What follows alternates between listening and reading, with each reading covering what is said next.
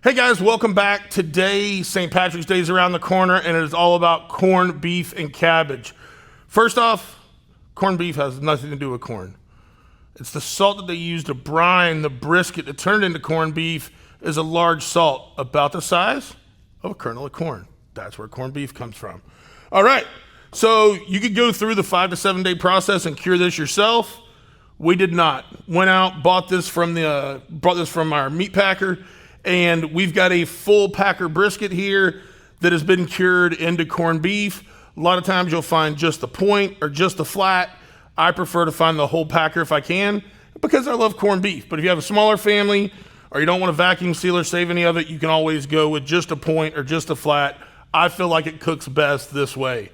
So we've got it out of the package. We've got it rinsed off. We've got it patted dry. I'm going to do a slight trim on some of this flake fat up top here, just so we can get our rub to stick, but I'm not gonna get too crazy on trimming it up. We do have a butcher gash right there. I did not do that, promise. But we're just gonna get a little bit of this fat off the top. Like I said, we're not gonna go crazy. We just wanna get enough off so that when that fat gets warm and those oils release, that it doesn't rinse all of our seasoning off. So we're gonna get just a couple of these pieces off. I'm not gonna chase this deep vein right here. I'm just gonna rough it up a bit. That's also another trick when you're trimming corned beef, brisket, pastrami, brisket of any nature, cured or not cured. You can kind of take the back of your hand and prop it up so that you're not cutting down into the face of the brisket and you can get it a little more level. Once again, this is not a competition corned beef. So like I said, we're just trying to get that bigger flake fat off that could warm up on us and make our rub slide off. A couple of more pieces here. All right, I think that's good enough. And we're gonna do a double layer of rub today. We're gonna go with Whiskey Bent the Fix, salt, pepper, garlic, onion, amazing base layer. That's the reason we make it as fine as we do, is we want it to operate that way. So we'll get in here, get the top, get the sides. And actually, one thing I don't do a lot on briskets, but I am gonna do on this corned beef, is I'm gonna get the bottom too. And the reason for that is there's not a ton of fat cap on this. They trimmed it pretty aggressively. So while this fat cap cooks down, we may end up not taking it off the finished product. So we got that seasoned up. Let's get our sides. And this side here, the front side. And the back side. And then we're going to finish off over the top. All right. And like I said, you'll see this because it's so fine. It's just going to sink in rather quick. You can also take your hand, just give it a little pat pat. It just kind of helps expedite moving that in. And like I said, this is super fine. So we're not worried about clogging any of those pores that could take on our smoke. Now we're going Old Faithful, baby, the rocks.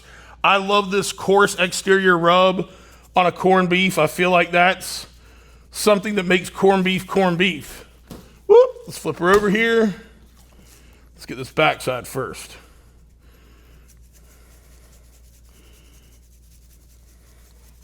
Yep, this is our best-selling seasoning. I say it was built for red meat because, yes, it has won a lot on competition brisket, but when we're putting it together, I also wanted it to be great on wild game like venison and elk and moose and all that other fun stuff. So it works out well there too. All right, got the bottom, we got our sides. Now let's come hit the top here. All right, and once we get this seasoning on, we're going to put this on our grill at 225, and we're going to let it go for till it hits about 145. So we got a couple steps with this corned beef. At 145, we are going to add some braising liquids so we can get that nice, tender, aromatic corned beef that we want. All right, so now that we've got this seasoned up well, just giving it a little coax, we're gonna let this sit here for about 30 minutes, and then we're going to get it on the grill at 225 till it hits 145. That's gonna be our next step. All right, guys, about 3 hours in, this corned beef has reached 145 degrees. We're gonna add some liquid to get that braising effect. So this is a cool collab we did with a local brewery here, Swan Brewing. This is our Whiskey Bent and Pecan Bound. It's a heavy stout that we did with them using our pecanery rub. It's perfect for this instead of another stout. So we're gonna go high enough on this. This is about a 22-ounce beer. I'm gonna put 16 in, and then I'm gonna go with a little bit of beef broth. This is a little more aggressive braise than usual. I wanna keep the top pristine, intact, because I want that crust, but I'm gonna go about 3/4 of the way up on this corned beef. That's about right there. You can take a look. So this is gonna be our braising liquid. The other thing it's gonna do is it's gonna pull a little bit of that salt from the cure out. This is gonna be really delicious. I wish you could smell it already, that hot brisket, that nice stout with a little bit of low sodium beef broth. You'll notice anytime I'm using broth, it's always low sodium. Very hard to take salt away, real easy to add it back. So we're gonna cover this in foil. Now we're gonna bump up the grill to 275, and we're gonna let this baby roll till 175. Then we're gonna add our veggies, make mom happy. Be right back. All right, guys, we have our corned beef on, getting all happy on the grill. Now it's time to work on the cabbage aspect of it. We're gonna core this cabbage out and add some tasty to it. So this is one you kind of just wanna be a little careful with as you get started. We're coming in here just kind of making a wedge to work this core out. Because what we wanna do is we wanna take this core out and then get some real tasty flavors. Like I said, it's something you just wanna take your time with, not a speed race, but it is worth it for the flavor you get down in this cabbage. So now that I got it opened up just a bit, I'm gonna go just a little bit deeper, and you can notice it gets a little bit easier once we've cracked that initial perimeter. And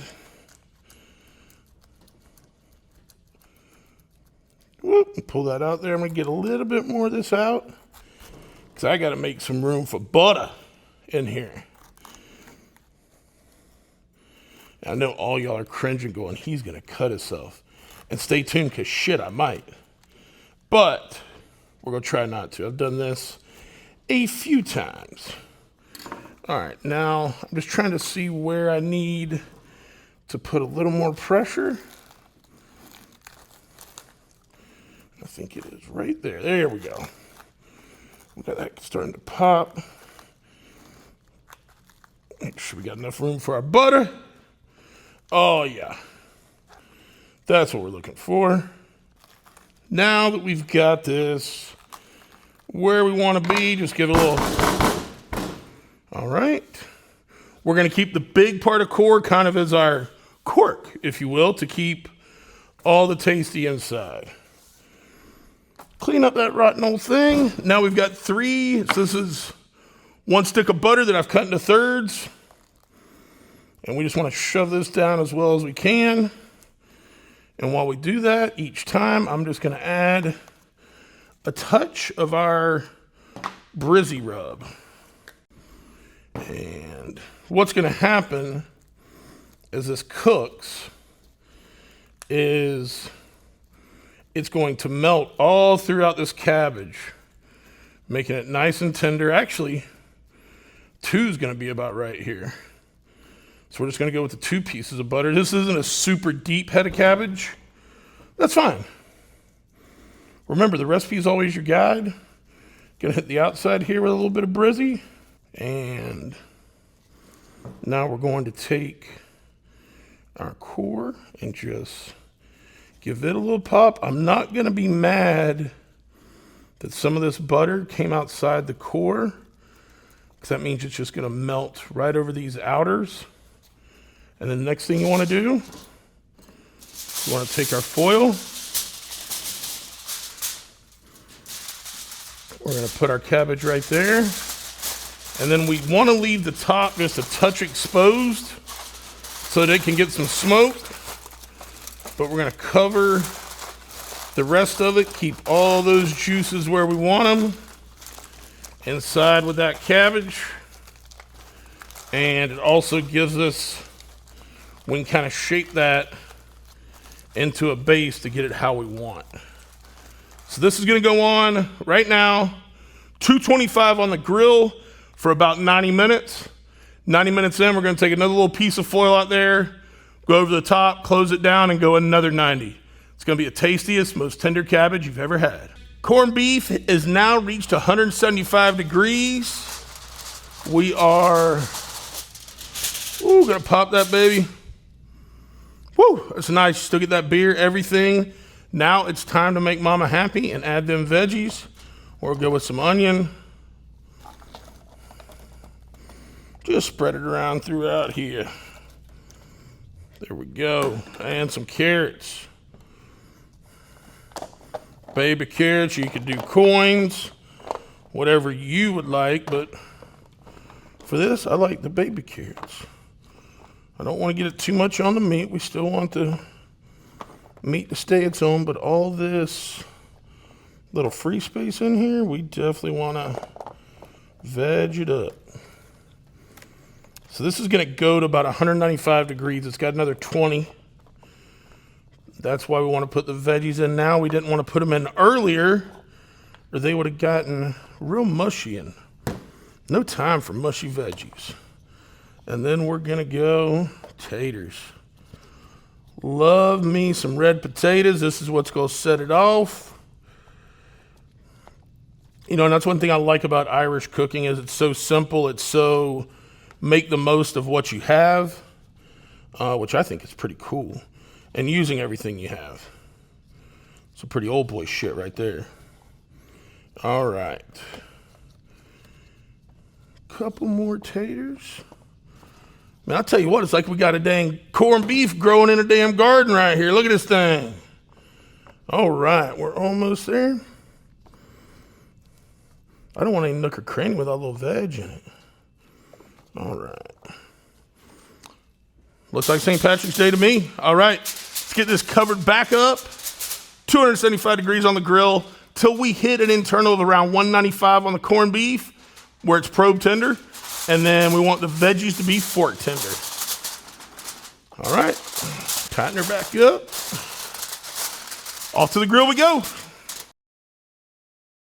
All right, guys, it is corned beef and cabbage time. We are all done. Our cabbage has been in, gosh, you know, almost 3 hours, 90 minutes on each side. We're gonna get it quartered up. Actually, we're gonna do a little more than quarters because we're gonna make a family style platter today. So let's see here. Let's get our core remnants out of here. And now we're gonna take this baby. Smells good. I'm not a big cabbage person, but man, it smells delicious. And then we're just gonna get in here, get us some cuts of this bad boy.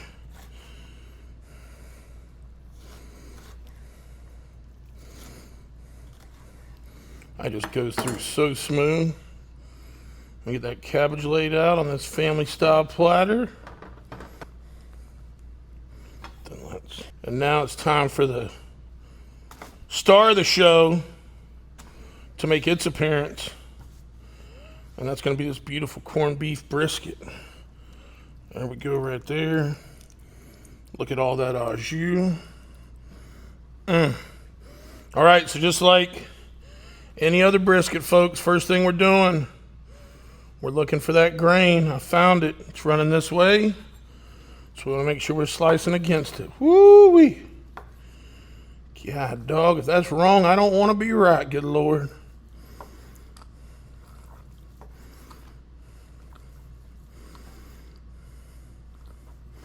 If you're new to this channel, one thing I can promise you here, we don't squeeze pieces of meat for clickbait. Why you go to push all that juice out when you want to feed it to your family and friends? Come on now. God dang, this is nice. We're going for slices about like a number 2 pencil. Lord, it's going to be a good St. Patrick's Day.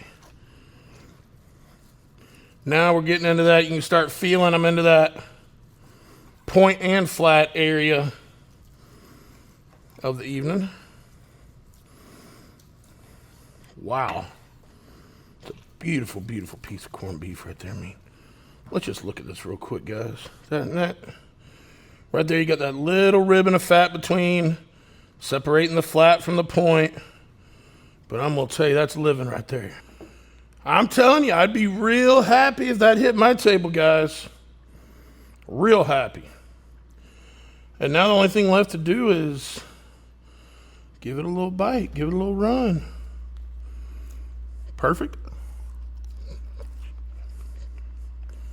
Man. The corned beef is good. Really good. The braise did its job. Not super salty at all. Actually not overly salty at all. Tastes like corned beef. So that braise helped pull some of that sugar out, or salt out. Apologize. But that is a really, really, really good bite. And then, just because my mom may watch this, let's get a little carrot action. The carrots, perfectly cooked, not mushy, great texture, and a tater. See, once again, not mushy, perfect bite. Been cooking in that braise. Wow. I will tell you what, this to me is quintessential St. Patrick's Day. If you're doing a gathering, you got to do this. It is absolutely amazing. I think, as you saw, not very complicated either. Especially if you're fortunate enough to buy corned beef that's already been cured for you. This is an easy to execute meal. Just follow along. And I really hope this recipe inspires you to go out and cook something for your family. And if you've enjoyed this, make sure to like and subscribe, because we're going to have plenty more of these high quality videos heading your way. Thanks for tuning in.